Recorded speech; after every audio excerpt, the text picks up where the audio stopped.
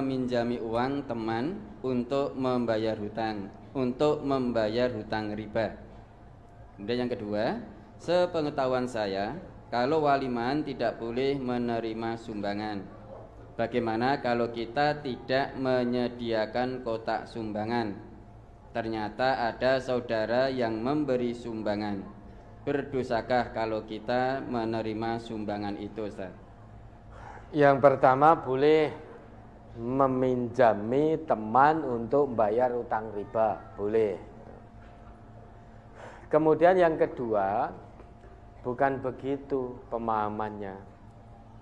Yang tidak boleh itu, kalau kita walimah meminta orang yang datang untuk nyumbang, itu tidak boleh. Nah, kalau kita pasang kotak, itu menandakan bahwa kita minta. Yang datang itu harus nyumbang karena ada kotak di situ. Sehingga ketika mau datang nyemplungi kotak, berarti secara tidak langsung kita meminta yang datang ke walimah itu untuk nyumbang. Ini yang tidak diperkenankan.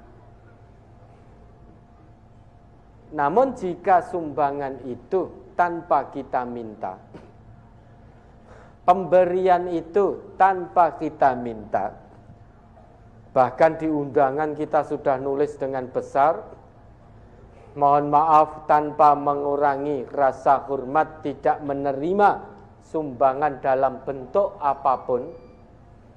Kemudian yang datang tetap memberikan bantuan, ada yang membantu dengan tenaganya, kemudian ada yang tetap memberi, datang membawa beras dan lain sebagainya, padahal kita tidak minta, maka itu boleh diterima. Yang tidak boleh itu kita meminta yang datang untuk nyumbang, ya, dengan pasang kotak misalkan, atau dengan isyarat-isyarat yang lain yang pada intinya meminta yang datang untuk nyumbang. Kalau pemberian itu sukarela tanpa meminta, tanpa kita memberikan isyarat apapun, tanpa kita menginginkannya, maka bisa diterima. Dulu Nabi kita pernah memberi Umar ibnul Khattab dengan satu pemberian. Hadis ini ada dalam riwayat Muslim juz 2 halaman 723 nomor hadis 111. An Salim ibni Abdullah an abihi, dari Salim bin Abdullah dari ayahnya, anna Rasulullah sallallahu alaihi wasallam yu'ti Umar bin al-Khattab al-ata'a, bahwasanya Rasulullah sallallahu alaihi wasallam pernah memberi Umar bin Khattab dengan satu pemberian. Faqala lahu Umar, kemudian Umar berkata kepada Rasulullah, a'tihi ya Rasulullah afqara ilaihi minni, berikanlah wahai Rasulullah kepada orang yang lebih membutuhkan daripadaku.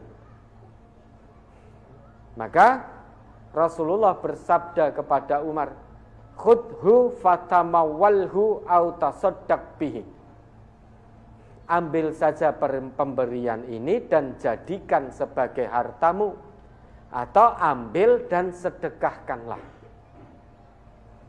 Wa ma ja'aka min hadzal mali wa anta ghairu musyrifin wala sa'ilin fakhudhu, dan apa-apa yang datang seperti pemberian ini kepadamu wahai Umar, sedang kamu ghairu musyrifin, tidak menginginkannya, wala sa'ilin, dan tidak memintanya, fakhudhu, maka terimalah, ambillah. Wa mala, dan jika tidak demikian, fala tutbi'hu nafsaka, jangan kamu menuruti hawa nafsumu dengan meminta, apalagi meminta dengan paksa. Pasang kotak itu bagian dari meminta, berarti bagian dari mengikuti hawa nafsu. Faqala Salim, kemudian Salim mengatakan, famin ajli dzalika kana Ibnu Umar. Oleh karena itu, maka Ibnu Umar la yas'alu syai'an ahadan, tidak pernah meminta sesuatu kepada seseorang pun. Wala yaruddu syai'an u'tiyahu, dan tidak pernah menolak pemberian yang diberikan kepadanya bukan karena Ibnu Umar meminta atau sangat menginginkannya. Jadi yang tidak boleh itu walimah yang memang kita meminta, yang datang untuk nyumbang, itu yang tidak boleh. Kalau pemberian itu, sumbangan itu tanpa kita meminta, tanpa kita menginginkan dengan isyarat-isyarat, kok ada karib kerabat saudara yang memberi, maka boleh diterima. Karena kita tidak menginginkan, kita tidak meminta.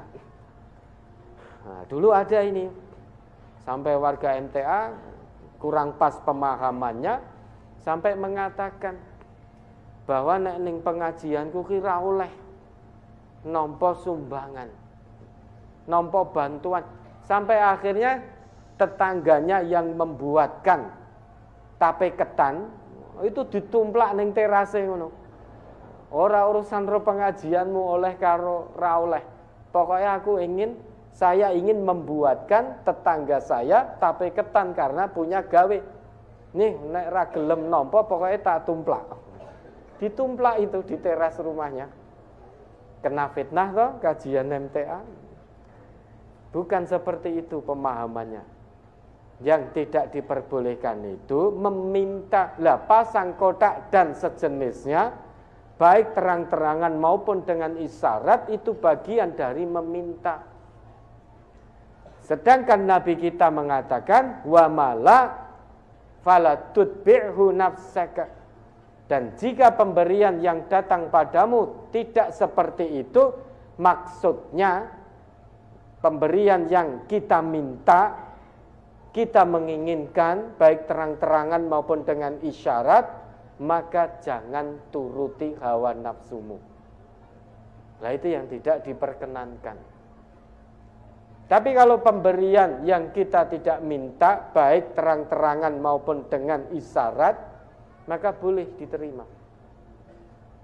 Sebagaimana dulu Rasulullah memberikan sesuatu pada Umar ibnul Khattab. Dan sesudah mendengarkan penjelasan itu, Ibnu Umar tidak pernah meminta kepada siapapun dan tidak pernah menolak pemberian dari siapapun selama Ibnu Umar itu tidak meminta. Wong tidak pernah meminta, diberi maka diterima. Ya, mudah-mudahan bisa dipahami. Sekali lagi.